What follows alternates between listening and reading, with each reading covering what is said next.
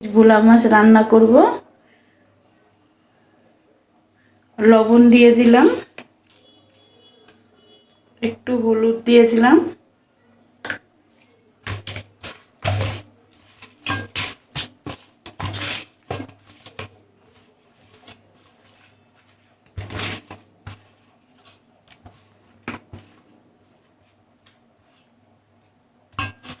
ভালো করে মেখে রাখলাম। একটু ঢেকে রাখি ততক্ষণ মশলাটা করে নিই। এখানে শুকনো লঙ্কা বেটে নিয়েছি, এবার আমি পোস্ত দেব। পোস্তটা নেব অল্প করে, সাথে একটা ছোট পেঁয়াজ বেটে নেব একসঙ্গে।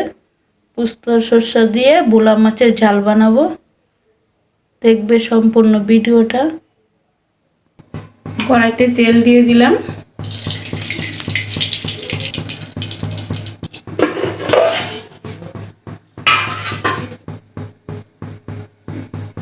অল্প একটু লবণ দিয়ে দিলাম যাতে লাগবে না মাছটা।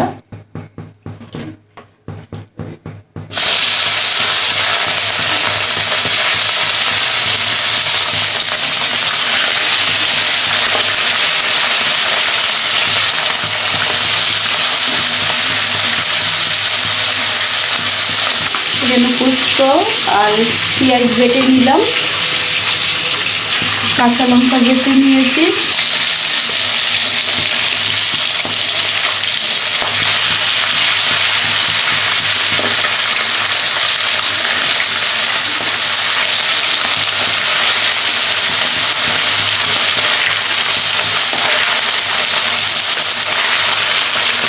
বেশি কড়া করে ভাজবো না, মাছটা কাটটা তো হালকা ভাজবো। মাছটা আমার ভাজা হয়ে গেছে, এবার নামিয়ে নিচ্ছি। কড়াইতে আরেকটুখানি তেল দিয়ে দিলাম, একটুখানি কালো জিরা দিয়ে দিলাম,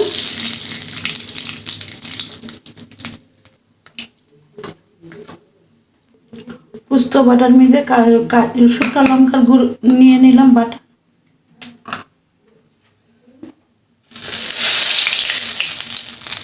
শুকনো লঙ্কা পোস্ত পেঁয়াজ বাটা একসঙ্গে দিয়ে দিলাম, একটু হলুদ গুঁড়ো দিয়ে দিলাম পরিমাণ মতন, একটু জল দিয়ে দিলাম,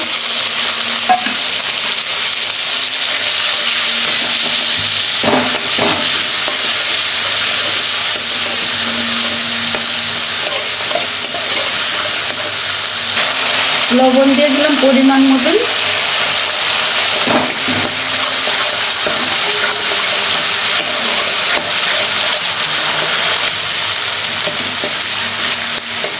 তারপর মশলা থেকে তেল ছেড়ে দিতে জল নাই,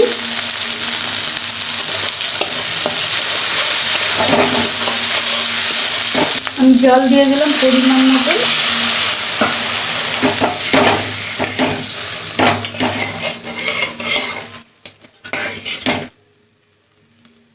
গ্রেভিটা ফুটে গেছে, এবার আমি মাছগুলো দিয়ে দেবো এক এক করে।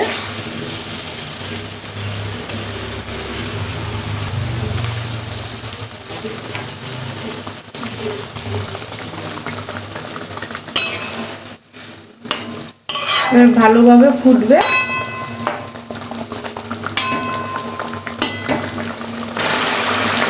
তরকারিটা আমার হয়ে গেছে, দেখো একটা সুন্দর একটা গন্ধ বেড়েছে। পোস্ত দিয়ে বানালে এরকম হালকা ভালো লাগে, আর কিছুই মশলা দেবো না। তরকারিটা আমার রেডি।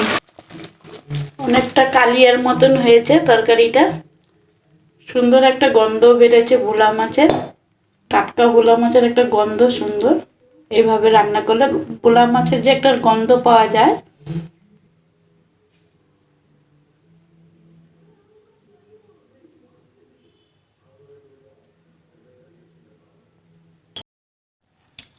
দেখো আজকে ভোলা মাছের তরকারি, ডিমের তরকারি, এই দিয়ে আমি খাবো।